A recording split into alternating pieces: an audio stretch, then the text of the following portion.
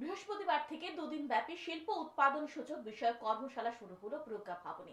পরিকল্পনা বিভাগাধীন অর্থনীতি ও পরিসংখ্যান অর্থ দপ্তর এবং ভারত সরকারের অর্থনৈতিক পরিসংখ্যান বিভাগ, পরিসংখ্যান ও কর্মসূচি বাস্তবায়ন মন্ত্রণালয় যৌথভাবে এই কর্মশালার আয়োজন করেছে।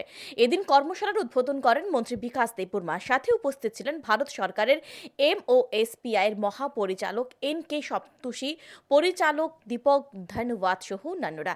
এই কর্মশালায় হরিয়ানা, উত্তরাখণ্ড, মেঘালয়, পাঞ্জাব, হিমাচল প্রদেশ, মধ্যপ্রদেশ, মিজোরাম, জম্মু ও কাশ্মীর, আসাম, ছত্তিশগড়, দিল্লি, নাগাল্যান্ড, রাজস্থান, মণিপুর, অরুণাচল প্রদেশ, গুজরাট, ঝাড়খণ্ড এবং উত্তরপ্রদেশ থেকে প্রতিনিধিরা অংশগ্রহণ করেছে। কর্মশালার উদ্বোধনী অনুষ্ঠানে আলোচনা করতে গিয়ে মন্ত্রী বিকাশ দেববর্মা কর্মশালায় অংশগ্রহণকারীদের ত্রিপুরায় স্বাগত জানান। পাশাপাশি তিনি ত্রিপুরা সরকারের গৃহীত উন্নয়নমূলক উদ্যোগগুলির বিষয়ে তুলে ধরেন।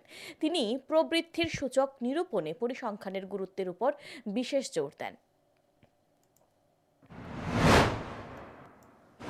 ত্রিপুরায় মা ত্রিপুরেশ্বরীর পবিত্র ভূমিতে যেখানে প্রকৃত ও সংস্কৃত মিলেমিশে এক অন্য পরিবেশ সৃষ্টি করেছে, আজ আমরা আগরতলায় এক গুরুত্বপূর্ণ জাতীয় কর্মশালা একত্রে হয়েছি।